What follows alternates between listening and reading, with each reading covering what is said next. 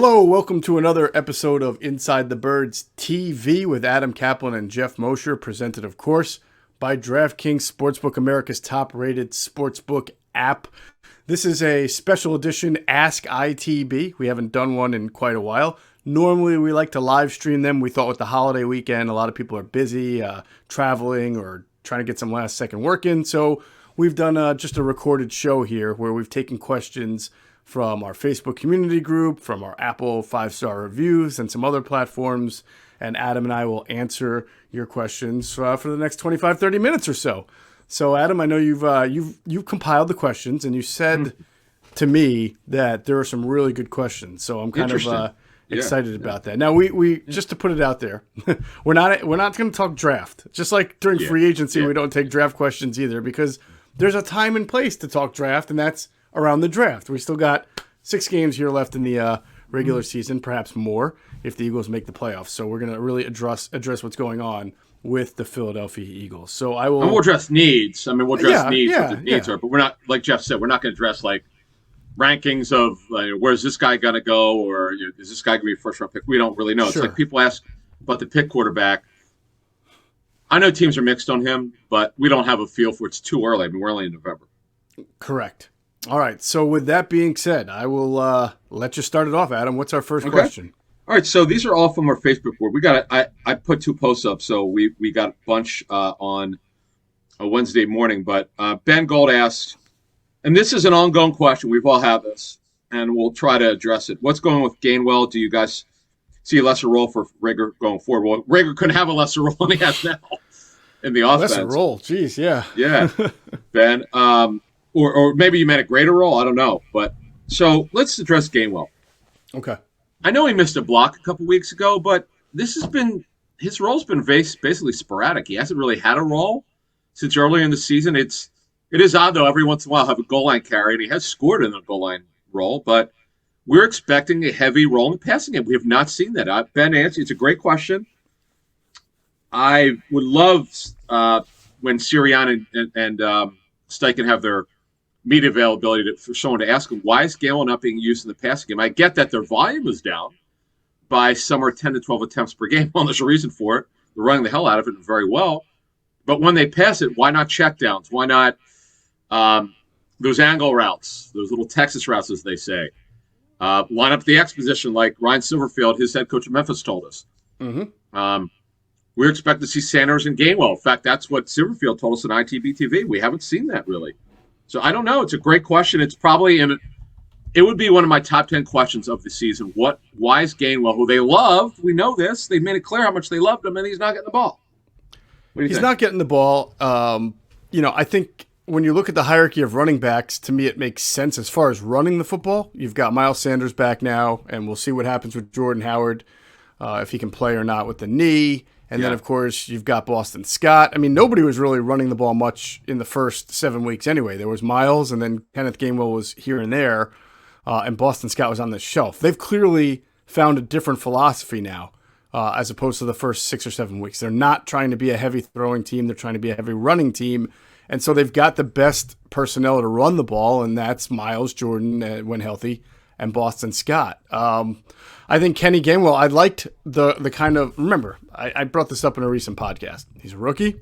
He's a 5th-round pick. He's got a lot to learn. He did not play football last year. I have no problem with having a very specified role with him and then increasing it next year and as you go along. I think as far as the passing game, could he be more of a contributor there? Sure, he could be. I think it's hard to tell right now whether the passing game is lacking because of the quarterback's own struggles in the passing game or the offensive coaching staff isn't doing a good enough job scheming it. But the bottom line is Jalen Hurts had, 13 completions against the Saints. I think it was 12 or 13 against the Broncos. He's only completing during this better streak of play between 12 to 14 balls a game. So once you get past the 6 to 8 that are going to go to Devontae Smith and the 5 to 6 that are going to go to Dallas Goedert, there really isn't a whole lot more left. Now, I'll address this because I've seen it out there. I've seen this sentiment that maybe with the struggles of getting the ball to the slot receiver, whether it's Jalen Reagor or Quez Watkins, you play Kenneth Gainwell there. And I cannot emphasize enough how how much I disagree with that. I think that occasionally, if you want to throw him in the slot and throw the ball to him, okay, that makes sense. But having him be your majority slot receiver just because he's fast and shifty is a total ignoring of what it takes to be a slot receiver in the NFL. The routes that you have to understand to learn to run, both short, intermediate, and vertically, that he has never run in his life, nor has he run with the Philadelphia Eagles. It totally abandons the thought process of the run blocking you have to do as a slot receiver, especially for a run-heavy team. Crackback blocks, screen blocks, all the types of things that Arcega-Whiteside, Jalen Reagor, Greg Ward, whoever you're putting there, are used to doing because they are wide receivers. If you put Kenny Gainwell in the slot and ask him out of 11 personnel to start blocking people on your first and second down runs, he's going to get annihilated.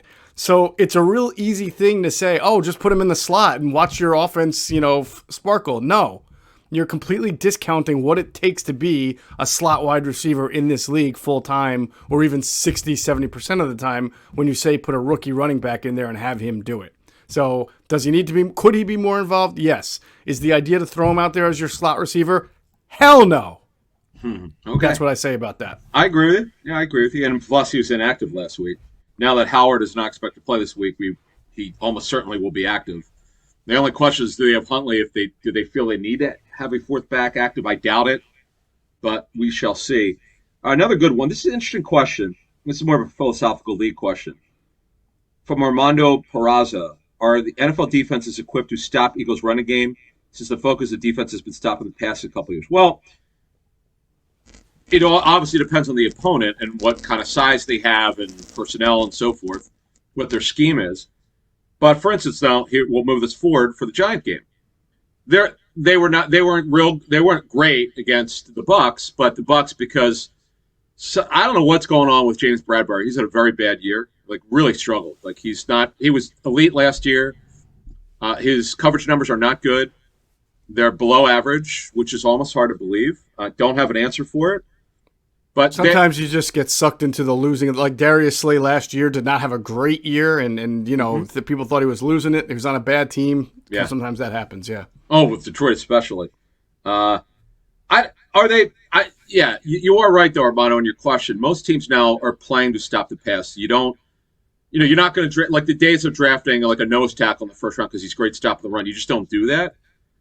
Now, the question is for this game is what will the Giants do, because they know what's coming. Everybody knows what's coming. The run is coming. It's going to be coming heavy. Now, you change your front. There are 34 front. You can go with a bare front. You can go with 5 D linemen. Typically, when I started covering the league, when I first go to NFL Films, they would point out when you run a bare front, typically the other D lineman is going to be bigger, not smaller. We've seen bare fronts, an extra defender in the box who's Avery's not a bear. That's not a bear front. It's not quite the same. We're talking the guy's literally with his hand down, 5 down. Right. Literally 5 linemen with their hand down.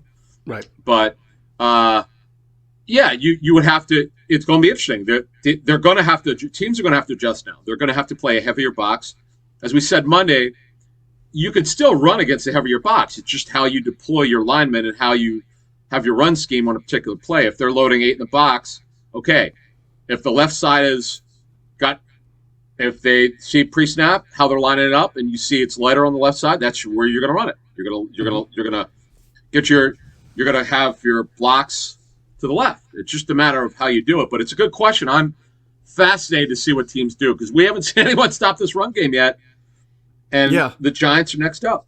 I think the root of his question also is conceptual. I think he might be asking, in this league where teams have loaded up on, undersized defensive ends and smaller linebackers who can run and put more emphasis on secondary for coverage, is the run game the new pass game, right? I think that's what he's getting at. You're seeing what the 49ers do, you're seeing what the Patriots do, you're seeing what the Ravens do, and the Eagles just kind of stumbled into it themselves. Are we heralding in a new era where teams are going to run because defenses are built to stop the pass? I can't answer that. I certainly think that some of the brighter head coaches seem to be doing that. That's what Belichick is doing and what Harbaugh and Roman are doing in Baltimore, and of course Kyle Shanahan. I'm not sure the Eagles want to get into that terrain yet. I don't think that they see I don't think the ownership of the front office sees the Eagles going into the future as kind of a run first type team, but it's working right now.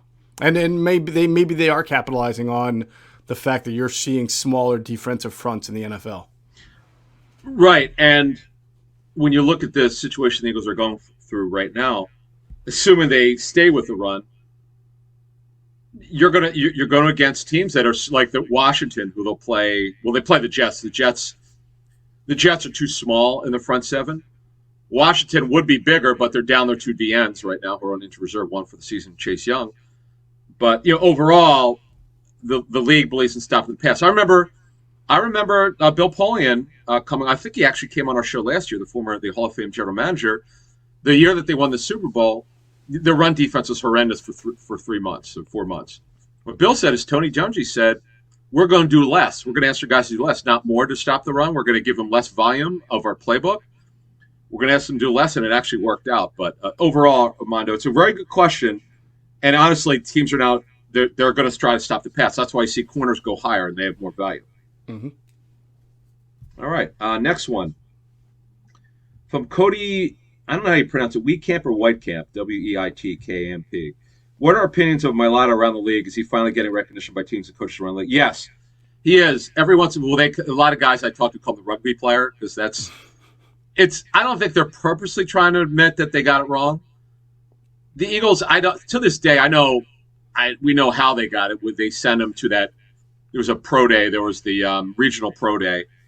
And that's when they said, okay, we're going to make sure we go to his workout. And Jeff Stoutland went up running the workout for all the teams. Mm-hmm. So I was like, Stoutland had intel, Right. But fast forwarding to now, he's getting respect. Yeah, he is. To answer your question, every once in a while, the teams will mention him when we talk to them. And then this is an interesting question. This is what you were responding to. So I guess Cody, this would answer. Jeff answered this. What game will be better suited at wide receiver? So your answer would be overall at wide receiver or slot. You don't like him in slot. I agree with you. But how about lining him up outside every once in a while? Yeah, you can do that. But that's really not where they're not struggling at first of all, if you're going to line him up at wide receiver, you want to line him up more at a position where he's not being pressed, right? So you're going to be moving him around. I'm just saying, like, you're not taking Devontae Smith off the field and putting him in that spot. You're maybe taking either Jalen Reagor or Quez Watkins off the field to put him in that spot. And the big discussion seems to be, how do you get Quez and Jalen more involved, not less involved. You're trying to get the most out of the talent that you have. I really like Kenneth Gainwell. I think he's got a really nice future. But some of the suggestions about what they should do with a kid who's played, 10 games of football and didn't play last year and is kind of light and has never really been at just one position, learned that position, because even at Memphis he was a running back who could catch the ball. I think there's a lot of development that needs to happen there, and not in the type of way where you're force-feeding him into these now playoff caliber games or playoff implication games and asking him to do things that he has not had a lot of experience doing. And maybe in the spring is when they really, if it doesn't happen this season for him, which looks like it's going to be the case, maybe this is a project for them to get him up to speed. Because as you said, I keep forgetting he didn't play last year, so that's a good point. All right, from our friend BJ King Mitchell, do teams view Shane Steichen or Jonathan Gannon as head coaches? Well, we mentioned this back after they got the job. The word around the league was Gannon was going to be a high riser in terms of being a head coach, as long as he did a good job this year. Now he's getting better. He's not quite where he needs to be. He needs to trust his instincts instead of worrying about giving up big plays. I understand why he's doing that. We'll see if Slay could play this week. But he's still – my sense is if they make the playoffs, if they're one of the 3 wild cards, he's going to get interviews. Steichen, no, I've not heard his name mentioned to anyone over the last year or so, particularly lately, to answer your question. Yeah, I would agree with you on that with Steichen. I've not heard, in talking with league people, that he was kind of that next in line type of guy, the way you did hear it with Jonathan Gannon. Aaron Puga, Eagles, he asks, Eagles have been a little less aggressive when it comes to going for it on 4th down and going for 2. Obviously, they're also running the ball a lot more to win football games. Those are things that Lurie clearly didn't like during the Peterson era. Why do you think he's letting Sirianni do this? Is he okay with the fact that it's ending in wins, or is it Lurie taking the turn for the best and maybe less micromanaging? Uh, I think everything you said, yes. I think that Jeffrey's got his hands off. I don't. It's not like that. We know that they talk, and I'm sure that he doesn't love that they're running the ball so much, but they're winning. Now but he knows the law of averages are going to catch up. You're not going to be the Eagles will never long term be this running team. I mean, this is historic what they're doing. They're averaging around 40 carries a game over the last 4, I think. This is crazy. Obviously, the 50 carry game got got it raised to close to 40. But what do you think here? What do you think? What do you think on Jeffrey here? I think context matters. In 2019, when they had to run to win a game in Green Bay just to save their season from going downward, yeah. Jeffrey Lurie's looking at this team that had won a Super Bowl, had a quarterback in its 4th year. I think that he had just signed the long-term contract too, and that they were supposed to be, and as they have said many times, Howie has talked about it too, they had made the type of moves they wouldn't ordinarily make to be able to compete for a Super Bowl. And so it was disappointing from his standpoint to see that they had to kind of resort to plan B to win a ball game when plan A was really not working for a couple of weeks in a row now. I think you look at this Eagles team, new head coach, new quarterback, transition, everything's new, and Jeffrey is just trying to be in an evaluation mode and see what he's got here. If we are having this conversation 2 years from now with the same coach, same quarterback, and the team starts off 2-5, or the team is 3-3, and they have to run the ball this much just to be competitive, I don't think Jeffrey Lurie would be happy about that, because that would show not much progress in 2 years from where we're at right now. So that's why I think context matters in that discussion. All right, very good. Is also Aaron asks, is Hurts making improvements he needs to make in order to be the starting quarterback next year? Yeah, he is. I said on our show that dropped Wednesday morning, no question, and this is what someone gave me who graded Eagles tape from the Denver game. He made significant strides in throwing from the pocket in terms of bodies around him. That's really hard for a young quarterback to do. And to hang in there and not break the pocket, that was a significant increase in his understanding of playing inside and hanging in there. That was really good. Again, he's not tall. He's only 6'1". That was really good. The past game, there were some times we thought he bailed against New Orleans. But overall, he's making strides as a pocket passer. You don't need him to throw from the pocket 30 times a game. It may only be 5. But just when they ask you to do it, you got to do it better. And he's done a better job of it. It's a very good question, because we're going to be looking at that.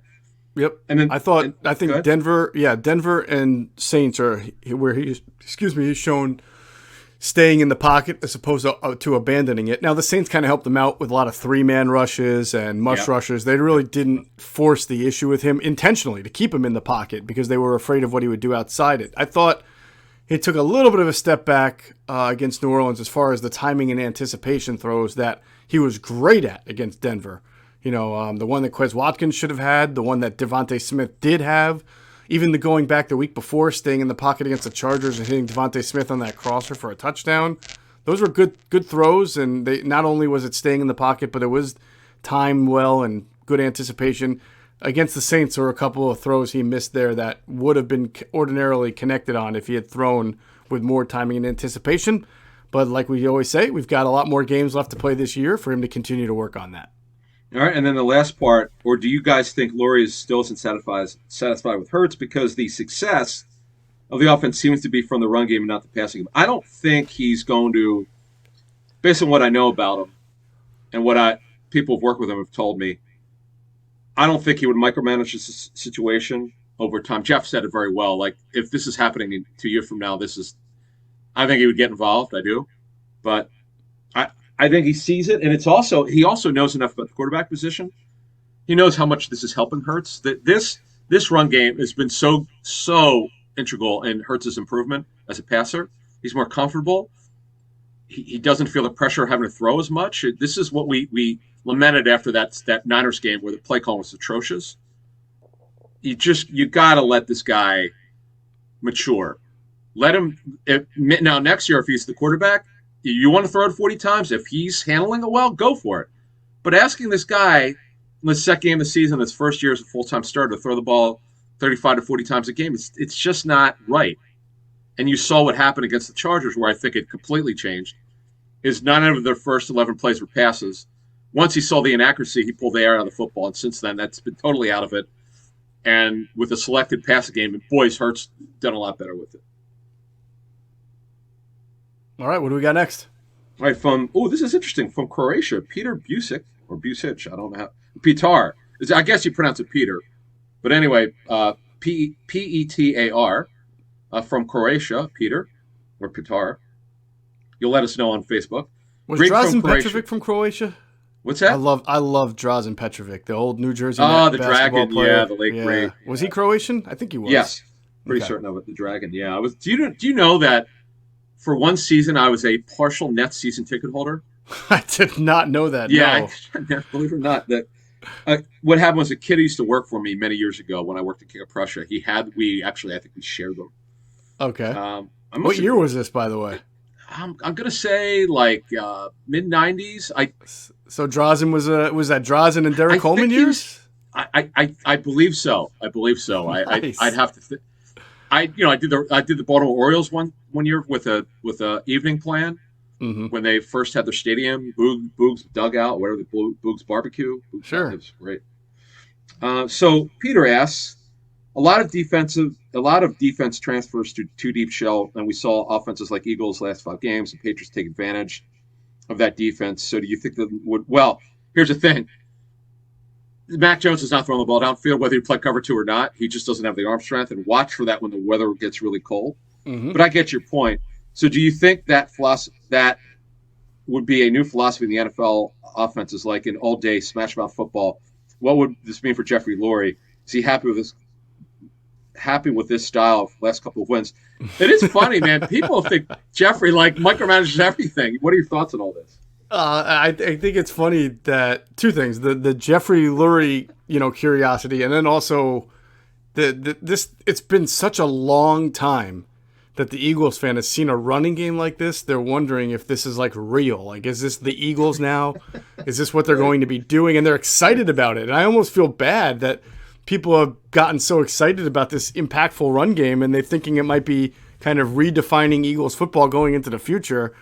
I'm not ready to say that yet. And I don't think that this is how the Eagles expect themselves to march into 2022 and 2023 as being this ferocious Tennessee Titans style running team, or even Baltimore Ravens style. Maybe more Ravens because the quarterback runs, if Jalen Hurts is the long-term answer. And as you see with Lamar Jackson, he can open it up at times, and he's really improved as a passer, and maybe they'll get there with Lamar Jackson. I don't know. I think we have to wait and see how this all unfolds, Adam. And then to finish it off, because when you're playing a 2 deep shell, obviously you're taking the safeties out of the box. Right. So some people would say you should run. I get that. But it just depends on what you think you could do well. And I'll be interested to see how teams play the Eagles from now on, because playing 2 deep, first of all, they're not throwing very much. And they're not throwing it downfield. They're just not doing it. We'll see if they take any more shots, though. They really need to get. The Eagles don't play as much cover 2 themselves as they used to. They bring the safety into the box a lot more. They play. They're doing a lot differently. Their man coverage has all of a sudden gone way up. Right. They're no longer all zone. Basically, they were at one point they were 94% zone, which is ridiculous. Yes. The Rams now are one. Another surprise is the Rams are running more zone coverage than anyone, even with Jalen Ramsey, believe it or not. All right, Peter McCormick. This is a good question. We touched on the last show, but we'll go a little bit more in depth. So, has there been any word on McPherson's development during practices or any of the coaches? Our DB room seems razor thin. Yeah, we'll be talking about that in corner. Or is there another option on the team that would start over McPherson? I don't see it. I would. Our understanding is that he is making some progress, but he's a ways away from being ready to be a full-time starter. You would rather him ease him in for 10 to 15 snaps a game. He's mostly been a special teams player until lately, because when Slay's got hurt or someone got hurt on the outside, they'd have to put him in. As you saw, this is the second game where he played heavy snaps, or heavier than he'd been playing. Look, if he has to play right now, you're going to see teams pick on him. You saw exactly what happened on Sunday in the second half when he had to play. I just don't. I think it's very hard. See, here's the thing. He's getting first-team reps this week until Slay's cleared to practice, if he is at all. So this will help him because he wasn't getting first-team reps because there had not been a situation where Slay and Nelson, correct me if I'm wrong, didn't practice. No, I don't think that. Not at least for like a extended period of time. So no. Right. That the key is to get first-team reps. So you get the feeling of what it's like to be out there. It's hard in game, man. It's just really hard to do that. Right. So he's not ready to be a starter, and you know what's come. And by the way, the Giants will have something I got from a coach's source on Friday's show on Freddie Kitchens. I talked to someone who coached with him just to get an idea. Good. I think also the answer to that question is fairly obvious if you look at the way that Jonathan Gannon plays defense and calls defense when Darius Slay walks off the field and when Zach McPherson walks on. It's a completely different. You saw it against the Chargers. Saw it against the Saints. He's much more conservative. So to answer the question, is he coming along enough? I mean, it doesn't really he's not Darius Slay, first of all. And secondly, they're going to protect him because they don't trust him to go out there and be a lockdown corner at this stage of the game. So they're going to call the game differently when he's in there. And people aren't going to like it, but that's what he's going to do. All right. From our friend Evan Altier, I think that's Evan, I think that's how you pronounce your last name. What can they do to get Reagor involved? What's the main reason he's seeing zero production? His routes? ? It's a great question. I think we've all been trying to figure that out, Evan. The one thing that we've noted on the podcast is, 2 weeks ago there was only one ball thrown his way. It was underthrown, and he made a really nice catch on a comeback with a dive to get it. Last week against the Saints, there was only one real sideline pass thrown his way, and it was again underthrown, and that one couldn't have been caught with a dive. So it's everybody wants to pile on Jalen Reagor, but he's getting very few targets. There's very few passes I just mentioned before that are left over after you're done with Devontae Smith and Dallas Goedert because they're just not passing the ball with any kind of volume. And so there's clearly no chemistry right now between Hurts and Jalen Reagor. So it is on the coaches. I do think that you hear Nick Sirianni talk about, I've got to get to certain plays for my players, where the ball gets into the guy's hand. And it can't always be the wide receiver screen 5 yards behind the line of scrimmage that's getting sniffed out the constantly, obligatory. Which, again, is not Jalen Reagor's fault. So they got to get him involved. They did it against Detroit. He had 3 carries. And I get it, that's not a pass, but he had 3 carries, and then he hurt his ankle and came out of the game. And then it's like they forgot. But it was working when they were doing that.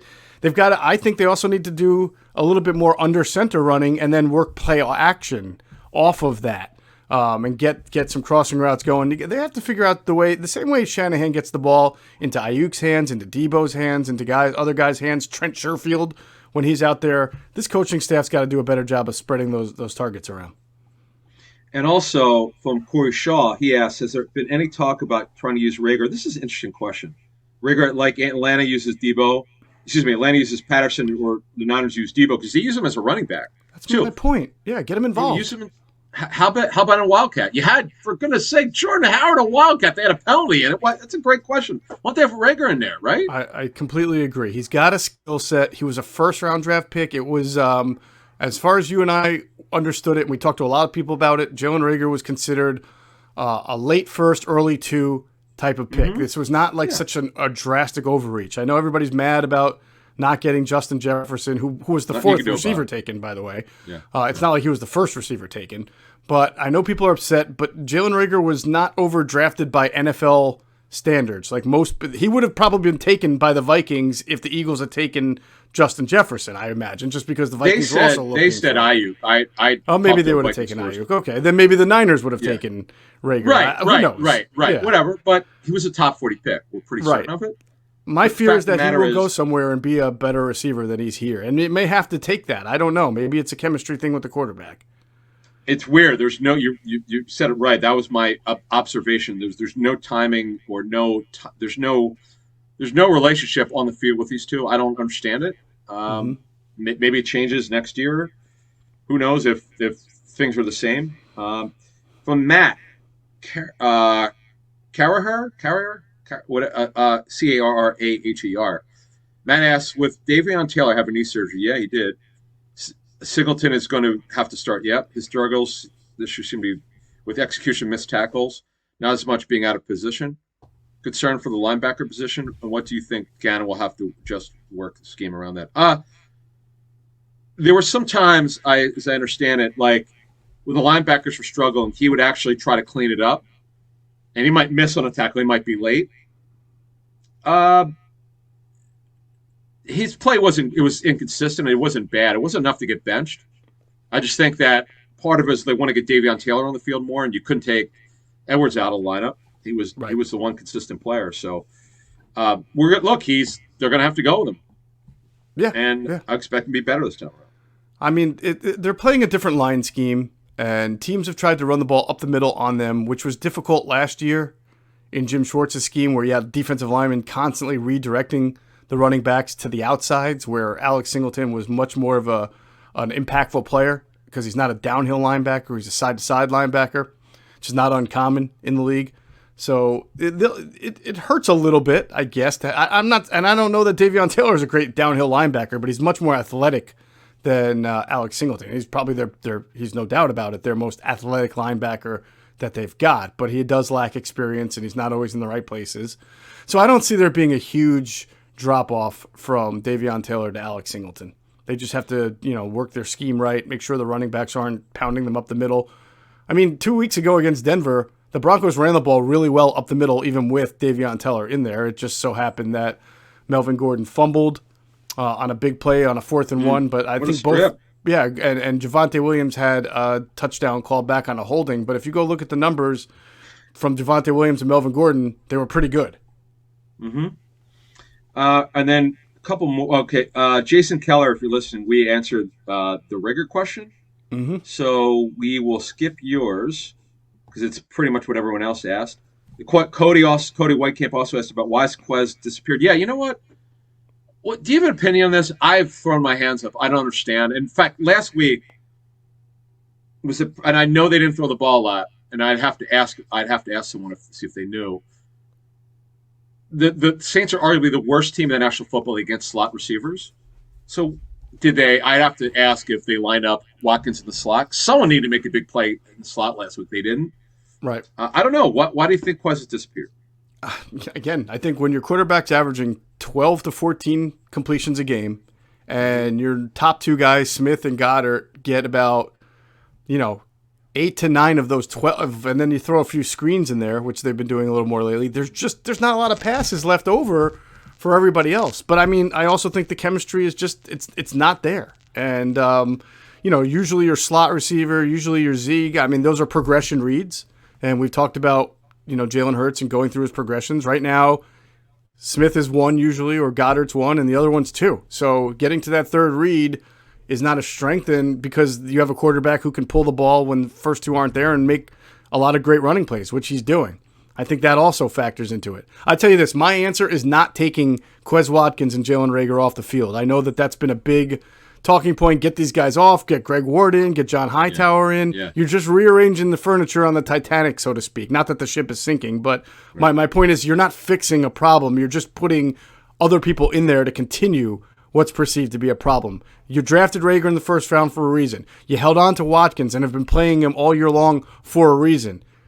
These guys just have to get on the same page with the quarterback, and the quarterback's got to get them more involved, and so do the head coach and play caller. All right, two quickies here. Ryan Wentworth asks, this is a good one. I saw that TJ Edwards got his extension. Do you think he could be a long-term starter for them? No, he's limited athletically. You're right on all that. Long-term starter, what are your thoughts about him? TJ Edwards is a long-term starter? No, he's the type of player that, as good as he is for what he's being asked to do right now, he's a two-down linebacker, first and second-down linebacker. I mean, he's always the type of guy that you're looking to upgrade over if you can. So I don't see a long time. There's no need. I mean, they already gave him a one-year extension that they didn't have to because he was a restricted free agent. They could have retained him on the tender. I doubt anybody was going to sign him off the tender. So they've already committed to him more than you thought they would do. And then Marcus Blackstock asks, going forward for the rest of the season, who will be the kickoff returner, punt returner? Reagor's been decent on punt returns. Kickoffs have been underwhelming overall. I mean, I know John Hightower could do it. We cannot see Greg Ward on punt returns. His nickname is Greg Fair Catch Ward. Yeah. So Yeah, I don't know. again, you got your most explosive guy doing it right now, and that's Watkins. It's got to be better. It's just got to be Rager's got to be better on it. Right. Boy, tell you what though, we need to mention this. I didn't mention it on the last show. I should have done that. Shout out to their special teams coaches, man. For the most part, their special teams units have been really good. It's Michael Clay, right? Yeah. Michael Clay, the coordinator, and Tyler Brown is the kicking game specialist, who's been great with Jake Elliott. Right, and Joe Pedunzio is the assistant special teams coordinator. Right, he oversees both of those guys. Yeah, correct. They report to him, and it's Tyler Brown especially because he handles the specialists. Mm-hmm. The Sipos kid, it's been a nice find for them, and Jake Elliott has got his stroke back, man. He's the word we received is it's all about the operation. There was some issue with the snap to hold last year, pretty significant one, and they've cleaned this up. Mm-hmm. And kudos to their coaches for cleaning this up. No doubt. And that's that. We've got them all in. All right, that's awesome. So remember, download the DraftKings app, sportsbook app now. Use promo code ITB. Bet $1 on any Thanksgiving NFL game and win $100 in free bets if either team scores a point. That's promo code ITB this Thanksgiving at DraftKings Sportsbook, an official sports betting partner of the NFL. We'll be back Friday morning with our Giants-Eagles preview podcast on the Inside the Birds platforms. Q&A will be up Thursday morning. Quentin Michael, Jason Avant, 6 a.m. And what else we got coming on? We've got that's in our pregame show, of course, on Sunday from 10 a.m. till noon on the Inside the Birds platforms. Make sure you go check out our friends at Sky Motor Cars out there in Westchester, PA, skymotorcars.com, or if you go into their offices there, you tell them Adam and Geoff sent you. Everybody, enjoy your Thanksgiving. Enjoy the Thanksgiving football, and look forward to getting back at it at the pregame show on Sunday. You've been watching Inside the Birds TV. For Adam Caplan, I'm Geoff Mosher. Have a happy Thanksgiving, everybody.